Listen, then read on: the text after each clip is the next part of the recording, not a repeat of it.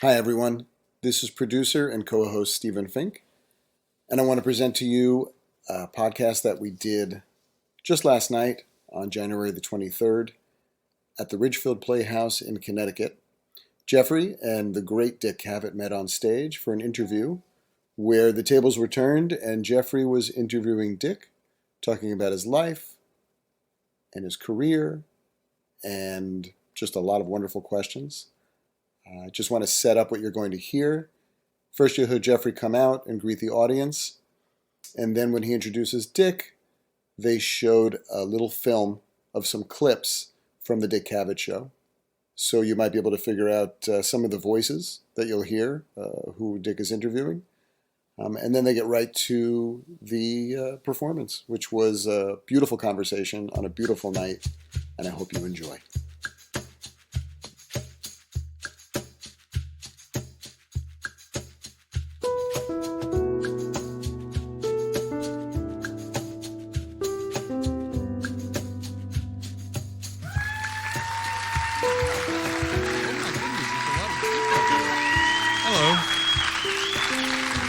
Thank you.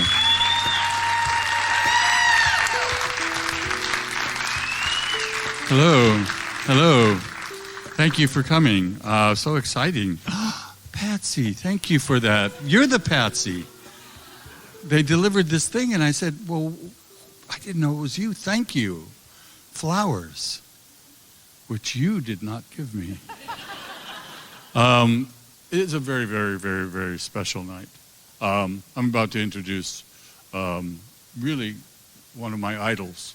When I was talking on the phone to him, I gushed so much that I as I put the phone down, I went, "I'm an idiot," but I don't think you can gush too much. I'm going to introduce Mr. Dick Cavett.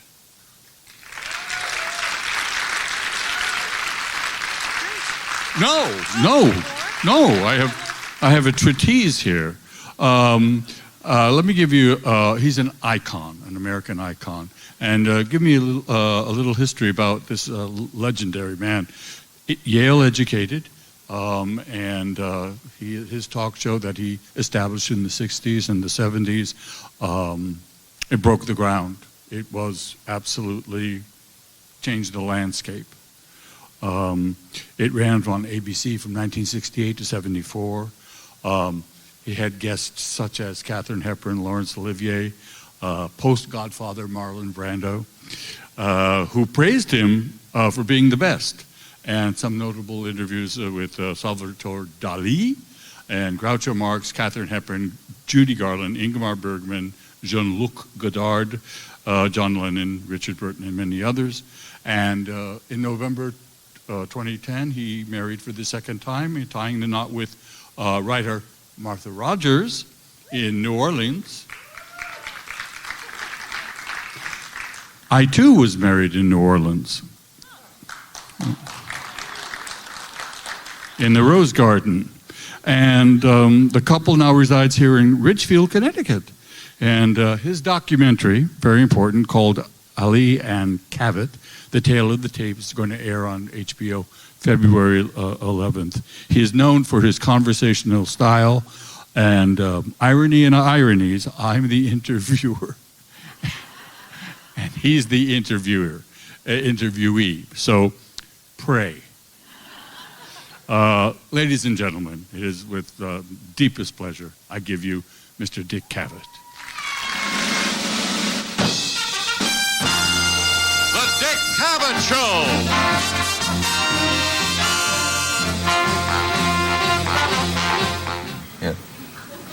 Let's get this one out of the way right now. What is the secret of a 30-year marriage? I'll never ask you or anyone else that again.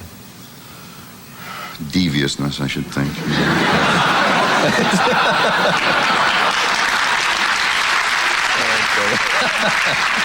feel like a kid in a candy store because we can only take about 2 pieces out of all the things I want to talk to you and ask you about. I'm interested in so damn many things about you. Were you happy with the way The Godfather came out? I'd rather not talk about movies. I don't think they're... That's all right. Okay. If we could figure out some way... Did you like the book, The Godfather?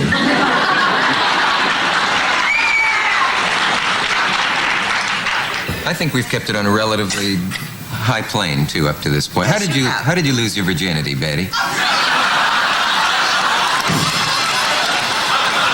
I'll tell you. I'm sorry, I don't know what came over me. I have to tell you how old-fashioned I was. I married before I lost my virginity.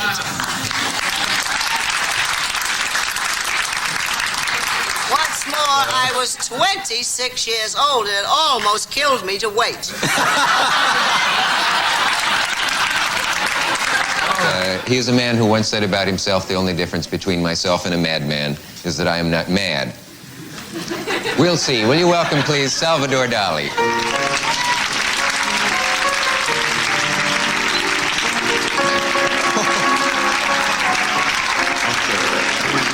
How do you do?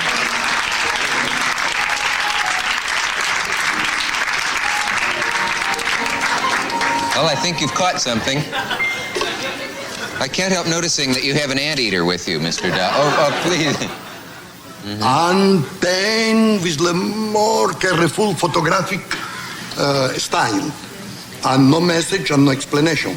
Sometimes after 20 years, some scientific people tell this perhaps means this or this, but every of these Dalian images remain in one complete mystery. Bougie, bougie.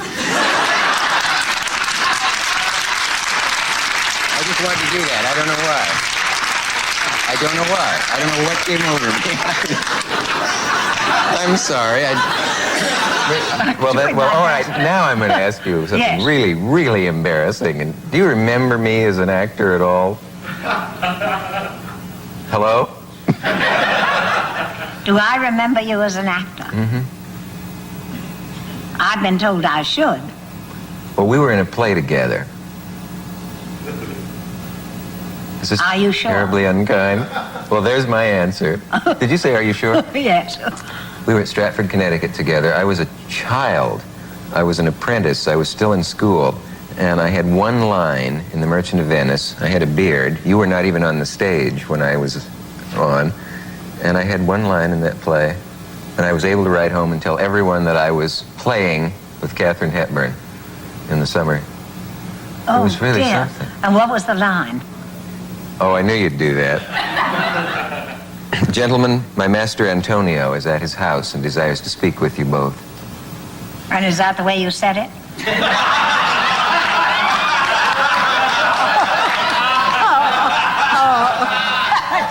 That's unkind. Oh, that's brutal. That's unfair. I've never walked off on a guest. That's right. Well, you should go. And all you just move out. What? I mean, are you a business associate or are you covered by them? No, I'm not covered by them at all. I just work for them. But you have life insurance. Have I got life insurance? My God, I could go into a routine about that. Oh, yeah, well, you don't need to. I'll tell you the kind of life insurance I got. When I go, they go. That gives me... I'm glad you... Never messes with me. Thanks for asking me that. Have you ever Don't change the subject. What did you have to eat in Washington? A couple of shrimp. Some... Anyone I know?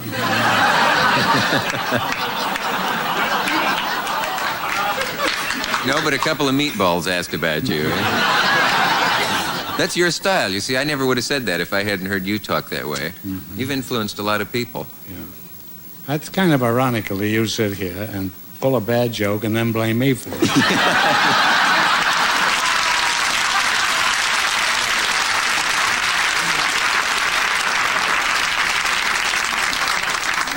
It's hard to know which is the good side of you, talking to you. It's the one I'm sitting on.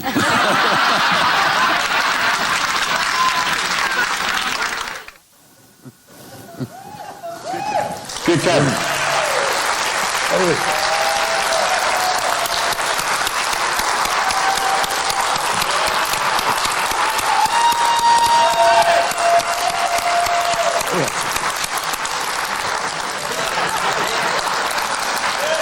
Never mind. No, it was not. Welcome to Acting Schmacting. I don't think you guys know, this is a podcast. We're starting it now. And my producer, Stephen Fink, is in the back. And this is, I don't know what I'm doing. Anyhow. Wait a minute, don't you have to say action? Action. There we go. But I think first of all, we should be very forthcoming here and honest that we both went to Lincoln High School. I remember you on the swimming team. No, different Lincoln. San Francisco. Oh, well, that's very much like Lincoln, Nebraska. Oh, I see. Yeah, we're from different Lincolns. What were you like? What was high school like for you? Well, I always wondered why none of the top girls could see anything in me. And did they? It's still going on, by the way. Mark Groucho would get a laugh with that. I always felt that I was kind of not one of the big wheels. That was a term used to high school in those days. And I just never felt like I was in plays, and I did that, but I never could count on having a date. Oh, really? Yeah, never. So were you outgoing, or were you shy, or what was your demeanor? I tried to be outgoing, but nobody noticed me out there. I totally understand. And you were a gymnast? That I was. I might say that's the only thing in my life that I am excessively proud of. My dad, who was kind of an athlete himself, he was actually an English teacher. But the year before I went into high school, he said, it would be nice if you could letter in something. We all know the term letter. Someone on a team gets to wear the letter because you're outstanding. And I didn't play football, as you might imagine, nor basketball, nor soccer, nor any of that stuff. But they had a funny-looking long leather thing on legs with two handles called the horse, the pommel horse. And that's all we had, and mats. What does one do on a pommel horse? Well, one thing you do on the pommel horse is fall off. But you grab the two handles, your legs swing over the end of it and then around it here, and you do scissors with your legs. And if you have a really great coach, as I did, my senior year in competition, he taught me the triple rear dismount. How many have done that? Hands? Oh, there's a guy doing it now. It was a very difficult dismount where you used all three parts of the horse in a spectacular move. And I think that won me the state championship. Did you know? Where were you then? Yeah, and actually, because I got to therefore on Fridays wear a white leather, white jacket, and the leather L for Lincoln. And you also got an L pin, a little gold pin that was an L. And you probably had an L pin too. No. Well, you can borrow mine if you ever really need it. But, Thank you. But girls would do virtually anything for an L pin. Other guys told me. Oh, my God. But I had it anyway. So, your parents were English teachers? Well, yeah. So, mom and dad? All three parents. My stepmother, after my mother died, was also a teacher. And so, therefore, I correct people when they say whatever people say these days. Do you like dude? When people say dude? When did that start? I have no frigging idea. It seems to me like a decade ago. No, more, maybe. Yeah. Yeah. Do you like that? I don't care for it especially. No. I don't feel like a dude. No. I'm an expert, since you asked, Western rider. And dude seems to demean horsemanship. Yes. Hello? Yeah. It's very dispiriting when your kids call you dude dad. Yeah, dude. Yeah. That's sad. And I read that you had favorite television shows when you would come home from. Who were your go-to television shows growing up in Lincoln? Well, here's how television came to Lincoln. Not that anybody wants to know, but when the coaxial cable got to Nebraska, it was just in time for Milton Berle. I loved him. And then the McCarthy hearings. And that was spectacular.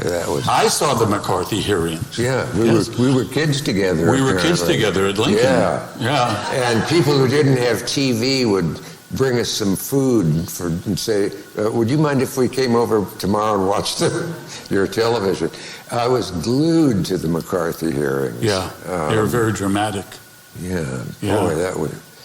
And later got to know Richard Nixon in a variety of ways. Please tell us. You can ask me about that. Please tell us about. Really? Yes. About Nixon? Nixon. And since we're in the Watergate, and our lives are now literally paralleling that, it's very interesting. But Nixon got pissed off at you, right? How do you know these things? I've been studying like it's my life. Because I am such a fan. I see. Yeah, well, Nixon, there was a time when I was persona grata at the Nixon White House, and I even got invited to an evening of Shakespeare there with Nicol Williamson. Nixon is interesting. You want to jot that down in case. When you looked at him in a receiving line, which it was, I realized I'm face to face with Richard Milhous Nixon, and his nose has appalling width. Just startling. You couldn't take your eyes off of it for its appalling width. And one of us didn't seem to know who was going to speak first in the reception line. And he said, who's doing your show tonight? And I said, Joe Namath. He's sitting in for me. How are his knees? I wanted to say, well, last time I caressed them, they seemed quite presentable. And that was our small talk. And then I quickly moved to Mrs. Nixon, who was adorable. I wish she had written a book, don't we? But obviously was not going to. And then we went into this little theater in the White House, and Henry Kissinger was there in the usual crowd. And Nicol Williamson did the thrilling evening of Shakespeare. During it, about 10 minutes before it was over, there was a smell of smoke, like wastebasket burning or something. And that passed, and the show ended. And we were getting, I saw the great Kenneth Tynan, the great British critic, coming up the aisle. And I said, did you smell smoke? What do you think it was? And he said, they've let Agnew into the library.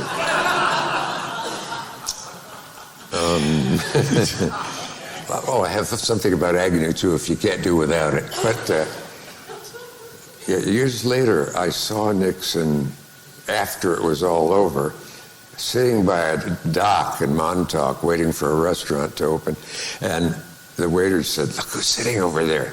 And there he was, like an old seabird, all in black, staring out to sea. And his daughter Julie was there.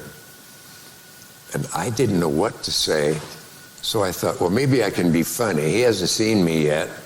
So I got a waiter's menu, and I came up behind Nixon, and I said, I recommend the Yorba Linda cream pie and the Whittier College muffins And I tried a couple more Nixon references. And he turned, there was the nose again. "Oh," he said, "I thought that was you." And I almost said, "Well, I was behind you," in another voice, but I wouldn't want to embarrass the man. He'd been through several things by then. But we talked, and then I realized it's my turn to talk again, and I started to tell him the Nickel Williamson Agnew has been let into the library story, and I got halfway through it, realized this is among the last 3 people on earth I should be telling this story to. But I had to finish it. And then it seemed like the gulls fell silent. We were out on a dock. He said, "Oh, I see. Book burning." Wow. I couldn't think of anything to say, but luckily Julie spoke up and said, "I hope your nightclub act was funnier than that." Oh. She was a lot of fun. And finally, I managed to say goodbye, and that was the last time I saw him. But I continued in his life. Yes, you did. You hit a gold mine here. Yes. I think nowadays, if you go to YouTube or Google Cavett Nixon, you will get a shot of the great unindicted co-conspirator saying to his lickspittle, as I put it in an article, H.R. Haldeman, "Cavett, there must be some way we can screw him." And that was elegant talk for him. I just thought, that's the President of the United States wants me screwed. How many can say that? Hands? And didn't he, wasn't he sort of an ass and sort of tried to punish your staff? Yes, I congratulate you on your encyclopedic knowledge of my troubles. Yes, he had said there must be a way to screw him. I learned later that Haldeman had at that point said, "We're working on it." I forgot about that. And then some months later, one of the ladies on my staff ran into another former lady on my staff, and she said, "Guess what? I've been audited." And she said, "That's weird. I've been audited too." Now, as we know, one of Nixon's hobbies was punishing people illegally with the IRS. And he had gotten my staff, all of them. And for the lesser paid ones, it was very hard on them. Yeah, absolutely. Like that. But the son of the president said, I guess he got his revenge that way. I never got to see him again and ask him about that. Didn't you have G. Gordon Liddy on your show? Yes. And didn't he tell you about how he did it? Well, he told me a lot of good stuff, but I kept looking at him and thinking, wait a minute, this is the man who held his hand over a candle flame to show that he could be trusted not to talk.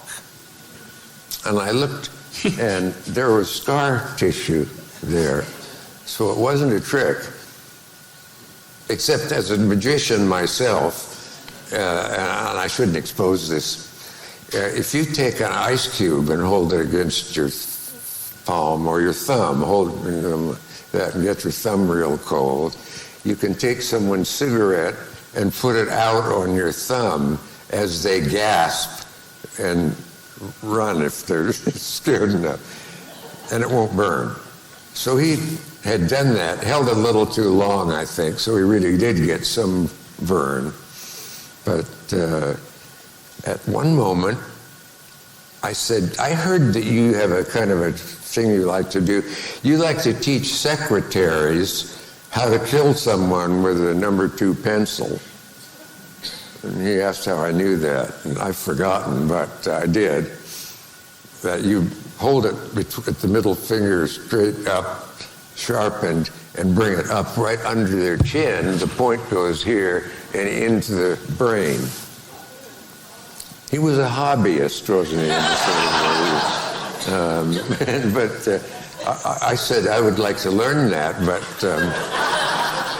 oh, and he said, well, what can you trade me for it? And I said, well, I can only think of one thing I have you might like. When I was a kid, I got a 1921 judo book out of the Lincoln, Nebraska library, and there was a neck hold in it that years later had been banned because it offed a few people in competition. Killed them, for those who don't say off crudely. So, but I still knew it. One day on the playground of Prescott Junior, you never went to a Prescott school, did you? That would be too many things we have similar. I went to Prescott, yes. But this was in Lincoln, Nebraska. No, I didn't go to... When you said that, it made me laugh, as you have so many times upon the screen. But we got in a fight in the playground, and Herb Langus was kind of a rotten kid, and he got me down, and in those days you didn't hit in the face, you got people down. I bet I could get you down. Well, he got me down, and I was on gravel, and I didn't like it, and I thought, wait a minute, the judo hold, and I don't got it. It's not this kind of thing. It's in fact this with the head in here. You push it out. So anyway, Liddy bit on that, and we went in the back room, and he knelt a little bit with his back to me. I got this hand around his neck, and I got behind his head like this. And I thought, when I did this to Herb Langus, he died momentarily. But there he was lying in the gravel on the playground. And one eye open, one shut, he drooled, and everybody stood back. He was clearly dead. He was not. He stirred. And we haven't had much contact since then. But that was scary. And I got this thing on Liddy. I said, this is G. Gordon Liddy. I can kill him. Easily. That hold breaks the voice box. Oh my God. And breathing is affected, and you fall over and join the silent majority.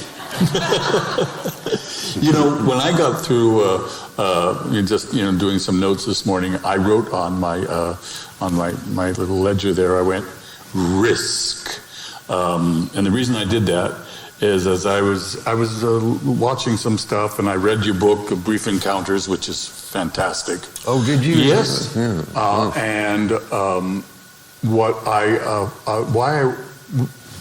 Acting Schmacting is about, actors who are out there in their little scaredy chairs and afraid to move, and haven't touched that script in their desk for the last 7 months. And I noticed that when you left Yale and went into New York, I mean, your whole thing was about risk. I mean, I'm going to ask you about Jack Parr and how you got to him, but where did you get that? Did you have that from the get-go, that you just were balls out and just taking a risk? I got a reputation for being kind of gutsy and pushy, and the kind of kid who, when there was a celebrity in town in Nebraska, in my Lincoln, I would go meet them. Somehow I'd find their hotel. I'd push my little way and little body into their life. Bob Hope came to Lincoln, and the ad said Bob Hope, and my friend, a friend of mine and I said, Bob Hope isn't going to be in town. Does it say he's going to be in town? It looks like it. So we went to this giant Hitlerian-sized coliseum on a state university in Nebraska for basketball folks, and we knew that we wouldn't see Bob Hope.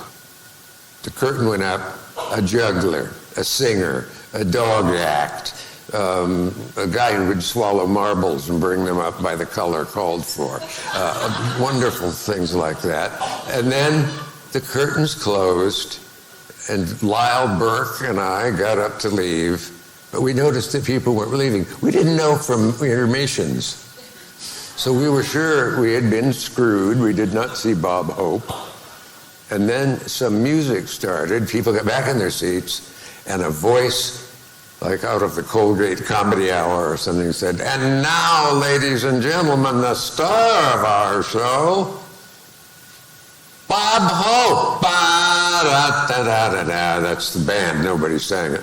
And Bob Hope ambled out onto that stage, and there was nothing between him but us and air.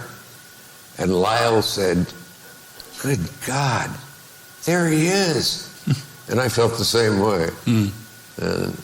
His first words were to a woman in the front row, "Can you see me okay with those binoculars?" There was a woman 4 feet from him with binoculars in them. So when you went to New York, you were and before you, how did you get that manuscript to Jack Parr? That's an interesting story. By the way, I have a tooth waiting to be added as an implant. Yes. And sometimes it slips a bit. And would you dive for it if it does now? Because I will, I'll if be you autograph it. Embarrassed. It's just, I checked it. We're okay for a minute. Yeah. Anyway, you got that that's script? the story. Yeah. That Jack Parr thing is the reason that you are not sitting in that chair now talking to an empty chair. It did everything. Everything that happened to me stemmed from the moment I handed a monologue that I had written for Jack Parr while being a copy boy at Time magazine. And I was pulling in $60 a week, so I didn't want to endanger that job. But I went to 30 Rock, back entrance, 6th Avenue, I knew which elevator that took you up to the floor Jack's office was on. And as the gods would have it, here came Jack Parr from the men's room. And I stood a little bit in front of him, and I had put my monologue at the last second. I thought, I'm going to put it in one of these Time magazine envelopes. He'll see that. He has a big history with Time magazine. So he came ambling along and said hi, and I said, "Mr. Parr, I wrote a monologue for you." He said, "Oh, Time magazine, okay." And he took it, went into his office. I felt like a fool. But sat in the audience. Jack came out for his monologue, reached into his pocket, took out the paper, folded papers, and I thought, I'm in show business. And he opened it, and I knew what he was going to say. Some kid came up to me in the hall. I don't know who he was. And he gave me this monologue, and it's better than anything my writers have given me in weeks. He was always nice to the employees. They just, and I thought, uh-oh, here it comes. Didn't know what it was. So which of my jokes will he open with? And he said, "Have you ever had a mother-in-law?" Somebody had written him a mother-in-law monologue. I got down in the seat in the audience. But during the show, he went into the audience with a hand mic, and he said to a strange woman, "Do you read the news?" And she said, "Yeah, how about those?" That was the first day that pirate ship was in the headlines of every New York paper. The first of those series of hijackings of ships. And she said, "What do you think about that, Jack?" Jack said, "Must have shaken up the passengers to hear, 'Attention, please, this is your pirate speaking.'" Well, it got an even bigger laugh than that. Really? Had you written that? Yeah. Oh my God. Yeah, it was my line. And then he talked to some other people, and he worked in another one of my lines. Wow. And then I thought I had really made it. Of course, I was smart enough to get in the same elevator with him after the show. And he said, "Oh, you're the kid that you want to write, don't you?" And I said, Wow. he said, come back in a week. Bring a few more jokes. Believe it or not, I did, of course. And from that moment on, everything happened for me. I got on the Jack Parr staff. And I never missed a Jack Parr show before this. And there I was, and there were Johnny Winters backstage, and there was Genevieve and Charlie Weaver, and I was in hog heaven. Yeah, yeah. I had gotten to be with my idol. And you wrote a killer joke for, I believe, a Miss Mansfield? Yes. May I take a drill for this? Oh, that's good booze. Jackie Gleason, for those old enough to remember. Yeah. A highlight of my time with Jack Parr. Jane Mansfield. Anyone know the name? Hands? Yes. What about the rest of you? Gorgeous, voluminous Jane Mansfield. And Jack was thrilled. You'd have thought we'd gotten Garbo or something. And I couldn't believe it. I wrote an introduction for her, and so did everybody else, and all the 4 writers, and he hated them. This happened from time to time. So we all had to go back to our typewriters and try to write a really good, funny, brilliant monologue introduction, for Jane Mansfield. He rejected them again. The old school 2 writers that were sick of it, they just went home and said, to hell with him. But I was the new kid. I couldn't go home. I went to the typewriter, and it came to mind, I gave him. Ladies and gentlemen, here they are, Jane Mansfield.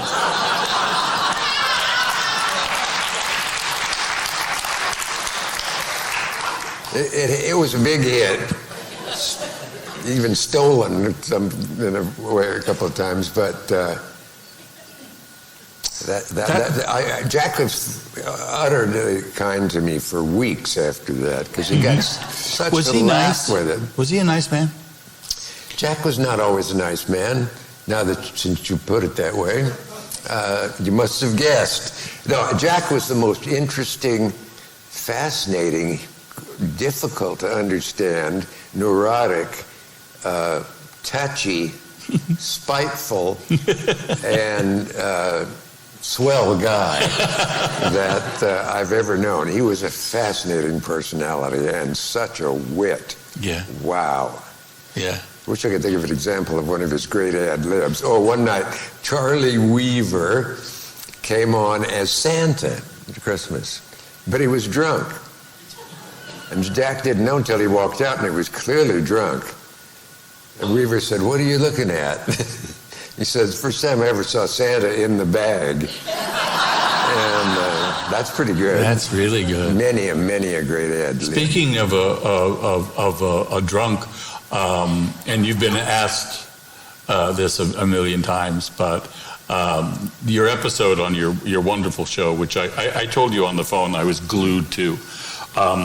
Not only that I love you, and you brought sanity into my life, but I watched you because you, as Groucho said about you, you brought Nebraska. What did he say? He said something about you struck the mother lode. Yeah. Oh, he said, I saw you on Merv Griffin and your jokes about your being hayseed from Nebraska at Yale. Right. I think with that you have struck a mother lode. Right. Keep working it. And right. I did. Yeah. And I had jokes like, when the first day at Yale, I was very aware of being from Nebraska. And I didn't know there were Ivy League proper clothes that you wore. Mm-hmm. I went on the campus in brown and white shoes. And the worst part was that the white one kept getting dirty. 2, 3, 4. That's a joke. So, and then, did you, what is a mystery shopper? Because one of the things I heard that you were in New York, yes. You must have professionals working for you. No, not a one. What is a mystery shopper? I had utterly forgotten this. I was out of work. It was before I had anything at all. I was an out-of-work actor in New York my first year of making rounds. And I got a call. Someone said, do you want to be a store kind of detective type thing? It's a job you've been offered. You go to a store like Macy's. First you go to this woman's office and get fingerprinted and so on. And you go to a store like Macy's and you go over and you watch a guy wait on a woman who wants a vacuum cleaner. You watch the transaction. You check to see if he's nice, if he's polite, if he's pushy, whatever he is. You go home and write up a report and hand it in to this lady who had bars on her door for her office for store detectives or whatever. I don't know what to call myself, but it was a humiliating job. I felt like a rat. And the most inept salesman I could find, I gave a great rating to. Just for fun. I didn't last a long time there, but it beat being a caddy. Other job. Oh, it's you might not even know about this one. No. High school, summer, caddy, Hillcrest Country Club. When Bob Hope would come down from the sky crossing the country and play golf. He loved this country club so. And he would come down and get 4 or 5 Republicans and play golf with them. And one time he had done this before, and I thought, people got to, this is before I ever met Bob Hope, people got to see Bob Hope in person. And I asked this one kid, and he said, yeah, I saw, he was playing golf, and he had on a big Hawaiian shirt on. And a snotty kind of kid said, hey, Bob, your slip is showing. Hope said, so is your father. So is your father, apostrophe S. And I didn't get it for about a year, but I was still in Nebraska at that time. Hope did that show in Lincoln. When it was over, I thought, I got to remember everything he said. He had Marilyn Maxwell with him. We needn't go into that entirely, but he did, and movie star of the time for our young folks. And at one point, he brushed her sort of thigh accidentally as he passed her on stage. And she said, Bob, you're not allowed to do things like that to me. And he said, read your contract. And I thought, someday I'm going to say that somewhere. But Bob Hope in Lincoln, as I ran around to the stage doors, I said, he came down about 8 stairs after the show was over, and he got into a Cadillac, and they drove him off. But as he was coming down those stairs, I said, fine show, Bob. He said, hey, thanks, son. Next day at school, I told all about my chats with Bob Hope that I had for hours. Later, when we finally met on my show, I said, you know, Bob, years ago, you played Lincoln. You came down the stairs. It's a fine show job, fine show, kids, whatever. He said, was that you? 30 years later. Yeah, what a guy. When your show first came out in '68, it was with ABC, right? ABC. Yeah, and you tell a story about the network executive coming over to you and saying, we don't want to bother these people. I can't remember the word. There was there's a chapter you write in Brief Encounters about. Yeah. Go ahead. This is when I did my very first show for ABC. Yes. My very first taping. Can you imagine your life at one point, suddenly you're in charge of a 90-minute live-ish talk show on television, no stops, and you've never done anything like that before. I said in an interview once, it's a great job if you've never had a nervous breakdown and would like to know what it was like. It was a nightmare. Yeah. I remember I was standing on stage for the first taping, and I started to talk to the guest, and somebody over there held up a sign, and they took it down before I could read it. And I didn't know, did it say go to commercial, or you're horrible, or what? I didn't see it, and something else happened over here, and I couldn't read their lips. And I looked to the guest, whose lips had stopped moving. No idea what the guest had said. I talked to Stephen Colbert about that. We had similar experiences. I said, did your staff tell you what you did wrong at the beginning? And he said, no, but if I do something wrong, they probably will. But didn't they tell you to take it easy, and they didn't want to shake up things? Well, there was that for sure, yeah. Yeah. And how did you handle that? Well, they were very subtle about it, really. I taped the first show with Muhammad Ali and Angela Lansbury and a couple other guests that I've forgotten. Went backstage to be congratulated. Somehow I got through it. There was an ABC executive, and I posed for my compliment, and he said, nobody gives a shit what Gore Vidal and Muhammad Ali think about Vietnam. And to my eternal credit, I said, can you prove that? Well, that didn't go over any better than it did. Well, thank you. So I had a hard time with that sort of thing.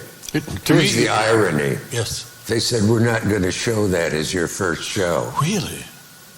What? First show was going to be 3 days later. That was supposed to be it. They made me tape another show. It went great, too.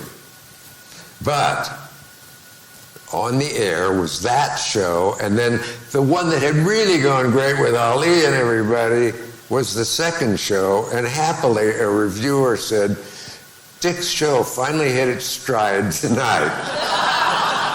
Wrong show, but nice compliment. Boy. Were you fully? I watched the first show, and I went. It's all there. It's all there. It's all there. The wit, the charm, the monologue went well. Everything. And I went. How did you pull all that together? I have to tell you, as a young actor, what I really wanted and why I love what you and Jack Benny were my heroes, because you are. You were minimalists, and I like that. Yeah, and you did with less. You did everything. Wow. And I went. I want to do it like that. You and Benny, and then I saw you just crafting that joke with Benny up there. Oh, yeah. How did you get to that? Were you always like? I mean, were you always like this? I don't know. I don't come from a long line of vaudevillians or actors or so on. Sometimes whatever that is you're talking about just saves your life. Yes, it does. You know the feeling when something happens on stage that you made right. You did it right. Yes. Great, really worked. Yeah. Can't wait to do it again. One night I was on Johnny's show, and this may be the sort of thing you're talking about. I was new. I was not a big name by any means, but having worked for him, he had me on when I started doing nightclubs and stuff. And we came to the end of the show. There were 4 guests. He's such a good friend that he brought me out first, even though the other people were stars. Well, at the end, I had moved down the couch 4 times till I was sitting on Ed McMahon practically. And Johnny was asking people as they were going off the air, you got your musical opening, good luck on that, thank you for your special, you're such and such. And I thought he's stretching so he won't get to me because I don't have anything to mention. But he said, Richard, what are you up to? And I thought, oh God. And something visited me. And I said, well, Johnny, I'm I'm working on a sitcom, really. It's a humorous version of Gilligan's Island. Ad-lib? Wonderful, wonderful. You know, I got the ultimate honor. Earl Wilson misquoted it, but anyway, and it just killed him. And I thought, if I could do that, if any of us could do that, and when we're cornered like that, it would be nice to have it there all the time, which of course it isn't. What? How did you meet Muhammad Ali? I don't think you guys know that this show on HBO is, you knew he was on your show 14 times? No, he was on, he was on at least 10 times over the years. And Groucho was on 10 or 12 times. And somebody looking at all that, especially the Ali tape, said, you know, there's a special in this for Ali. He was on some. And we became wonderful friends. And you went into the ring with him? I did in a slightly humorous manner, which the viewer can be the judge of. But yeah, and but as each show came on, we were better and better friends. It's not that unlikely. Our backgrounds are similar.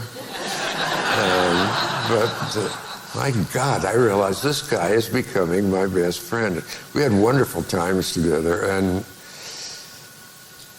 what a man. When I first met, to get to your question, I was writing for Jerry Lewis, that 2-hour Jerry Lewis show that ABC is still paying for. And somebody said, we were at the theater where the show came from, go downstairs quick. Muhammad Ali is out in front of the theater. And I went down, and there were 8 or 10 people, and 2 of them were having a nasty verbal fight and threatening, and one of them was Muhammad Ali, and the other one was a very surprised man who had just come along the sidewalk. And Ali said something just terrible and said, I can't waste my time with a guy like you. And he walked just far enough to be off camera, and he bursts into laughter, goes over, grabs the guy, and I realized then this man is a superb actor. His show business instincts are as good as George Jessel's, well, whoever he is. Henry Fonda, famous for always hitting his mark. Where an actor has to, without looking, go to where he's supposed to be. And Ali could have, if he had not done too many fights, and I was among the people who tried to get him to quit and failed, unfortunately, long before it got the best of him. There's nobody like this on earth. There's a thing called, there's a word in Spanish for a thing you feel emanating from a person when you're with them. And some great people have it, and Ali had it as much as possible. And he would kid me. He would say, I'd say, nice having you back on the show, and something. And he'd say, you know, Dick, Howard Cosell gets paid for being an idiot. What do you make? And they would laugh. Great fun. I had Ali and Fraser on just before the big Ali Fraser show together. They came down the 2 aisles, and the audience went crazy.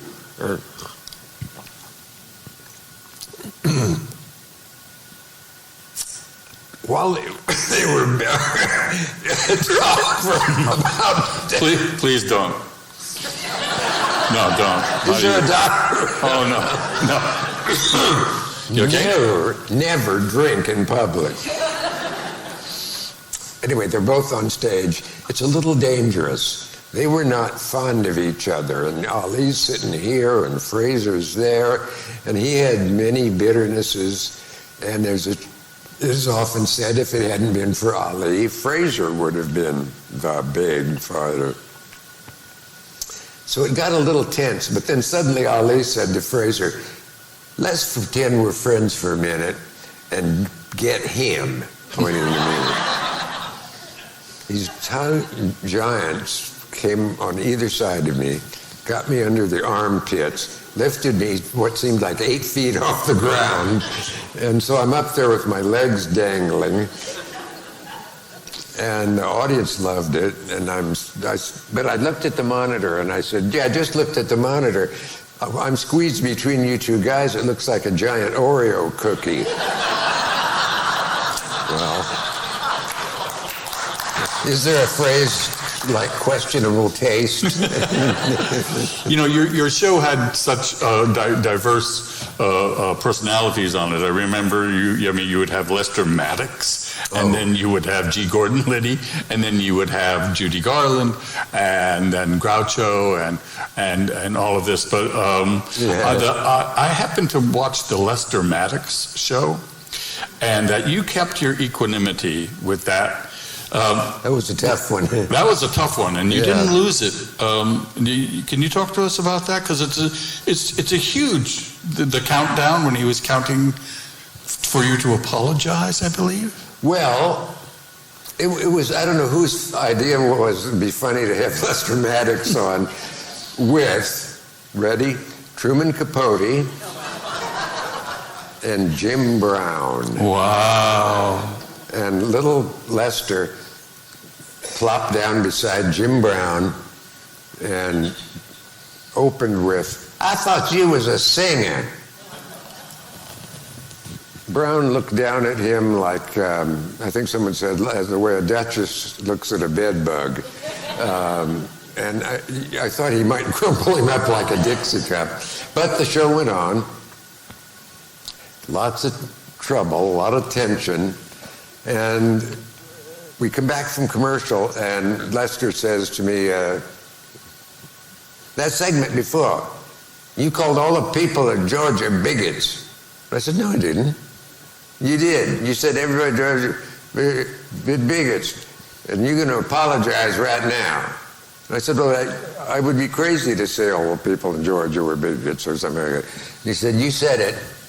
And I said, okay, Lester, what do you want to do? He said, you apologize or I'm going to walk off. That was tempting. But I said, well, okay.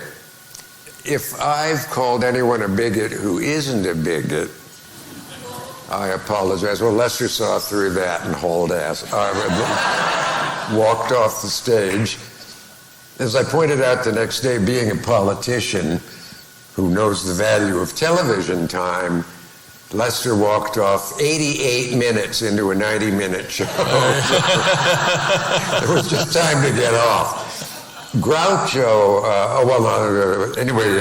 Truman Capote, who was on that one with Lester, said, that he had been down to Georgia and eaten at Lester's famous Pickwick restaurant, where you saw that photograph of him, and it said, Lester Maddox discourages a black customer from coming in with a baseball bat. Well, it wasn't a baseball bat. He was always pleased to say it was a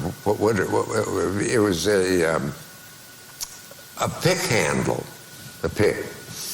So therefore, it was fine to drive someone away with it. And Truman, I remember, I can hear him now saying, I went down there and I had dinner at this Pickwick restaurant. And I can tell you this, it wasn't finger-licking good.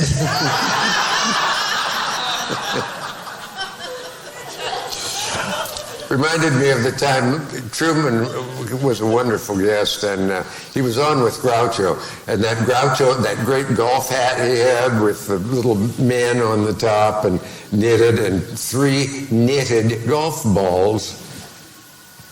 And he had that show on the night that he proposed marriage to Truman Capote. Yes, you heard it right. Finally, just to make sure that everybody got that he reminded Truman that he had proposed marriage to him, and Truman said, "Bro, I could never marry a man who has 3 balls. And he added the words on top of his hat, but nobody heard it because 3 balls got the laugh. So that was fun. How did you meet Groucho? And I know he was a hero of yours. I met Groucho the day after his God, the great George S. Kaufman. Yes. Playwright, director, great wit, died. And went to his memorial service, and there across from me in an anteroom, because this memorial service for Kaufman drew everybody who's ever been caricatured by Herb Bloch, by Hirschfeld, the Hirschfeld cartoon. I look, there's so-and-so, and I recognized them from the Hirschfeld cartoons. Half of show business and half of the theater world was there at the Kaufman service. And I looked across, it was so crowded, we were in an anteroom, the people I was with. And I froze. There, sitting across from me, 8 feet away, with an unlit cigar, was Groucho Marx. My God. I thought, this is it. Moss Hart took out some papers and read the eulogy, put it back and said to the casket behind him, I heard you, George. It needs cutting. And I thought, I'll never forget that. Went outside, and this theater world, as I say, it was there, and I heard a voice say, hi, Groucho, I'm Edna Ferber. Jeez. And I thought, we're not in Nebraska anymore, Toto. Wow. Edna Ferber, all of them. I watched Groucho walk toward Fifth Avenue. It was a sunny day, and he was with Art Carney and Abe Burrows. They left. There's my hero standing on the corner of 81st and 5th Avenue. I went up and said, Groucho, I'm a big fan of yours. Highly original, isn't it? I'm a big fan of yours. And the great man turned to me and said, well, if it gets any hotter, I could use a big fan. And that was the beginning of our relationship.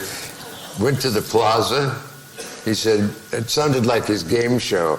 He said, he insulted every doorman as we walked down to the plaza. And they laughed. And this is what sounded like the game show. Well, you certainly seem like a nice young man, and I'd like you to have lunch with me. Oh, my God.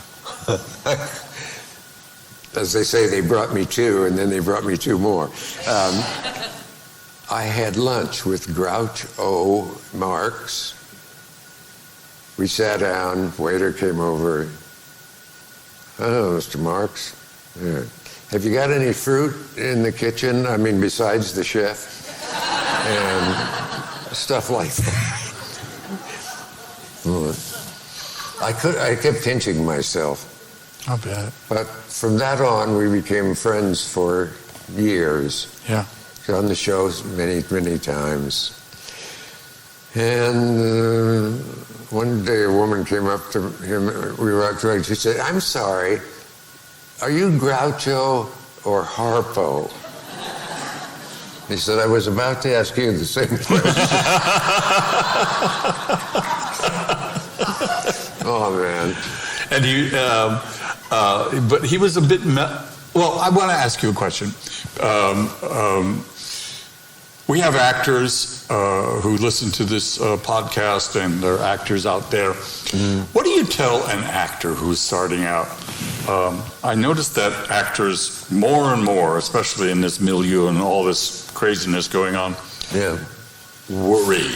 What do you tell an actor who worries? What do you do?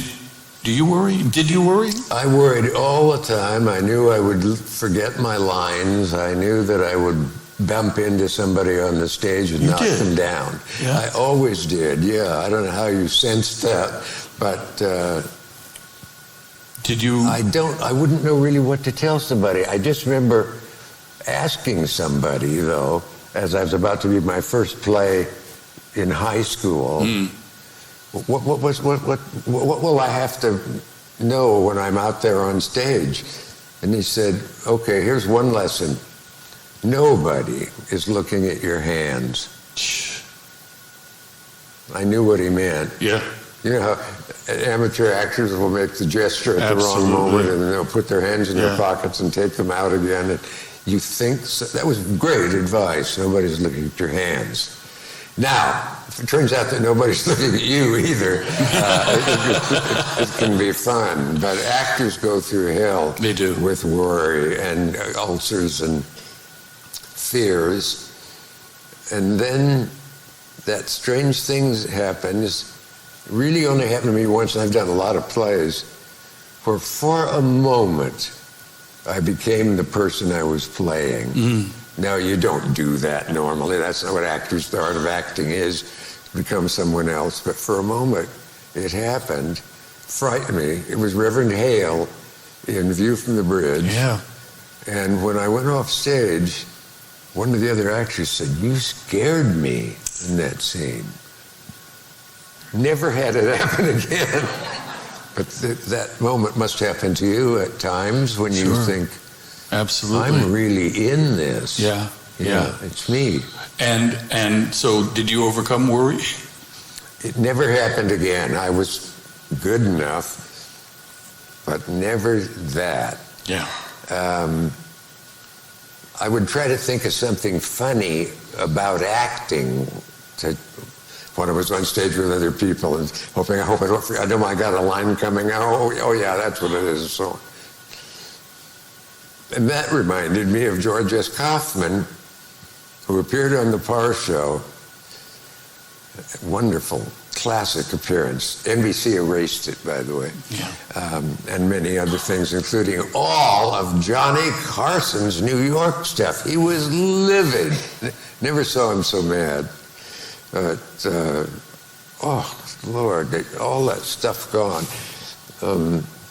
Kaufman said that he happened to go back to check a play he had directed.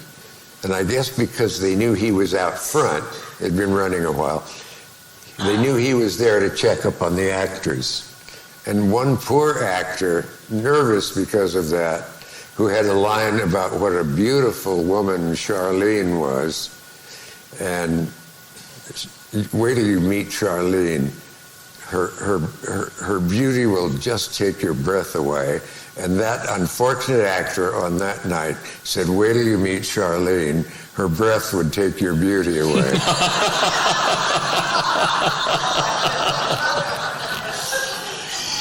Oh my God! Do we have time for some questions? Yes, we do have questions from the audience. Oh, I thought it was the summons server. I've had that.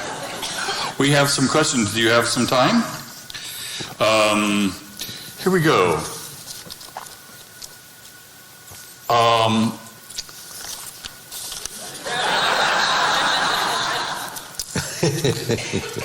There's only this one is more one page. I wanted to ask you. At this point in your life, this was written before we did this.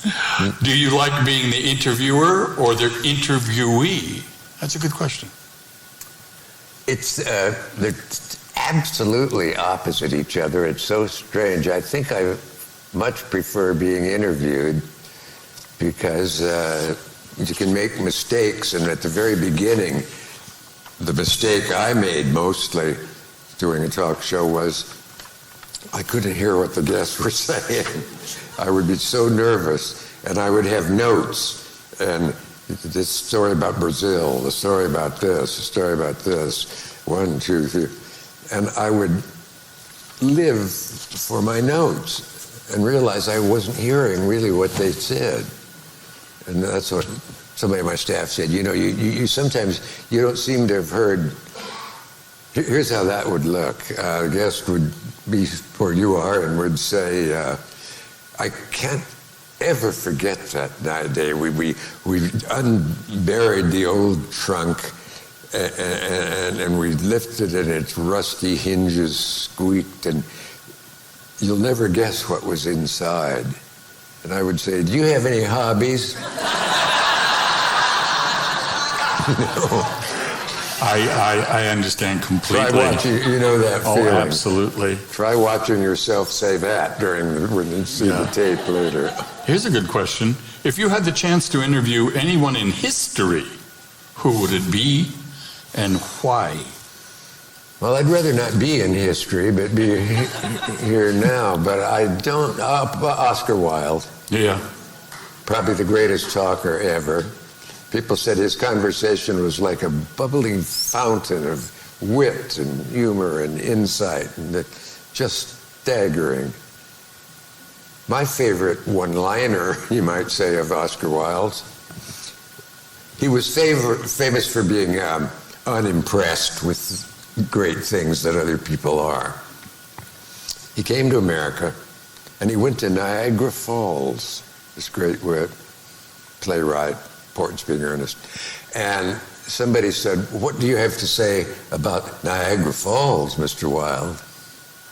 He said, probably the second great disappointment in the life of an American bride.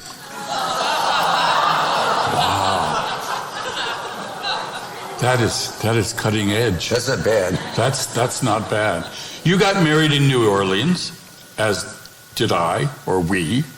What is your very favorite thing about the Big Easy? Obviously, somebody from New Orleans. About New Orleans? I love New Orleans. I came to it sort of late in life. I'm not late in life, but I'm 30 maybe. Believe me, that's not late. But it's just magical in a way that it's hard to put your finger on. You're in Mr. Woody Allen went to New Orleans to make the soundtrack for one of his films, and he's a jazz buff, and he just loved the place. And he said it's more foreign than many foreign countries. The French Quarter of New Orleans is. Yeah. I really, really took to it. I think I may have seen a ghost.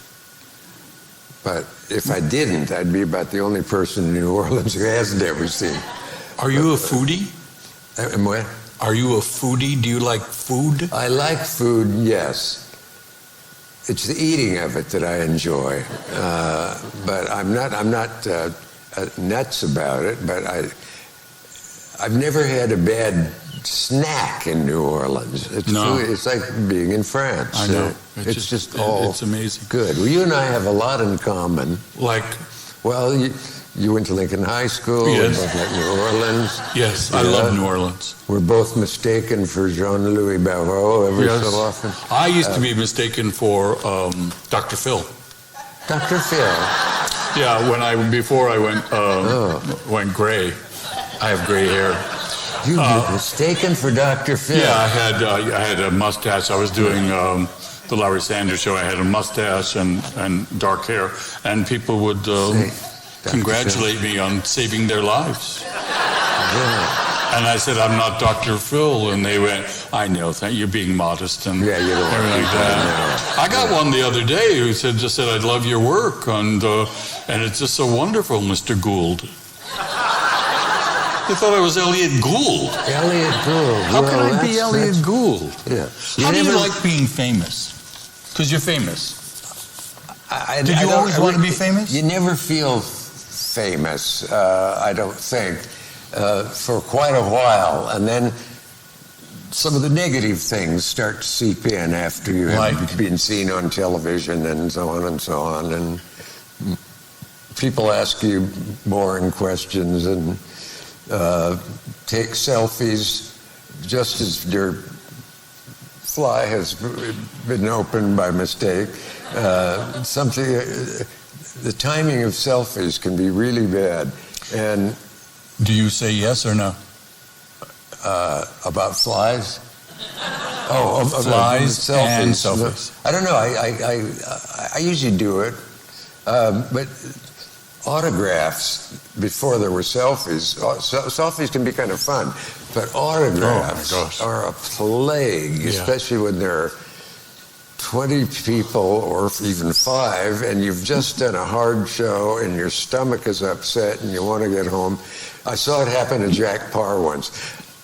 I was such a groupie of his, I'd go to his shows at the Hudson Theater, the late night shows, and I would run around back where I used to like to watch Jack get in a limo. And you'd have dreams of, will I ever get in a limo someday? And he was just getting in the limo. He was tired. He was sick at the time. And a guy says, hey, Jack, can you sign this? Yeah, it's put to Bill and Harry and the gang down by the something restaurant. And Jack says, I just sign them, pal. I don't do custom work. Use that. By the way, before we close, before these wonderful people, say Jack Benny to me. I don't know when they want us off of here. Jack Benny. Oh, now? Okay. Jack, may I have a drink while you have one?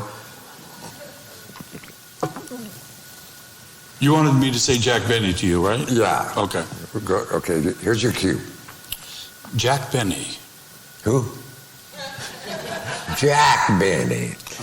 To me, just one of the greatest people who ever lived. I mean, not just as a comic, a great comic. He was known for some reason as the cleanest act in vaudeville, and yet he killed him. And he was the nicest man. Sort of a dumb-sounding thing to say, but everybody... He was sort of like the opposite of Danny Kaye. I mean, someone whose name I don't want to mention. I don't know, anybody who didn't like Jack, he was generous. He paid people's hospital bills anonymously. Wow. He was great to young comedians and actors. And I just loved him. I had him on the show, as you know.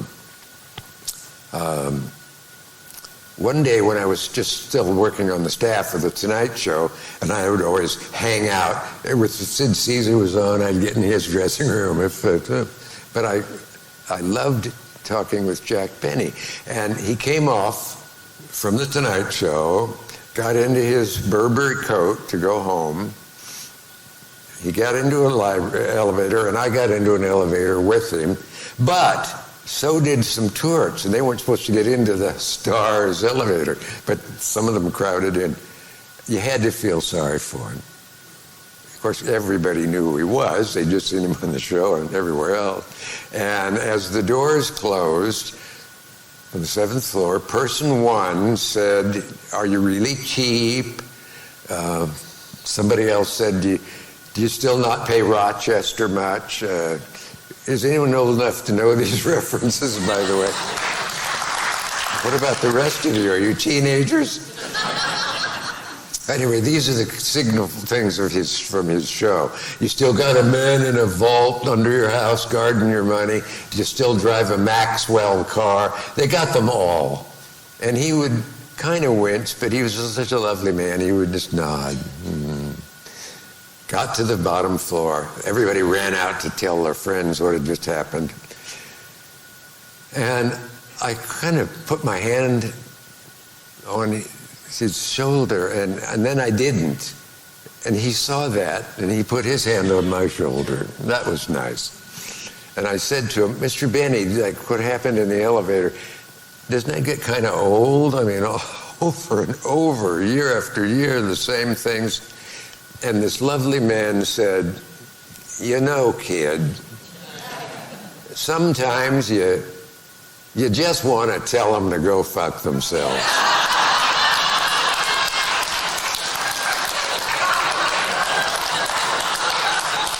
I think I can't think of a better ending than that. Okay. I just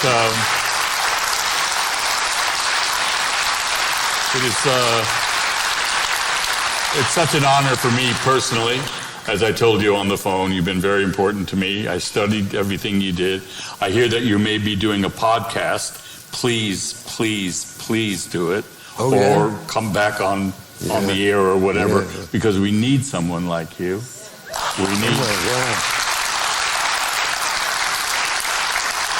Well, we need your sanity, we need your humor, and we need satire, and we need someone with laughter and humor to get us back to the fork in the road.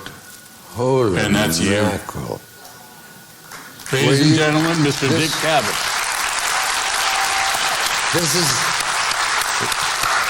Thank you. This is the place where I would say, well, you're not so bad yourself. But it's a thrill for me to be here with you. And thank you for at least the first 4,000 laughs and moments of pleasure you've given me on the screen. Thank you, my pleasure. And, thank you.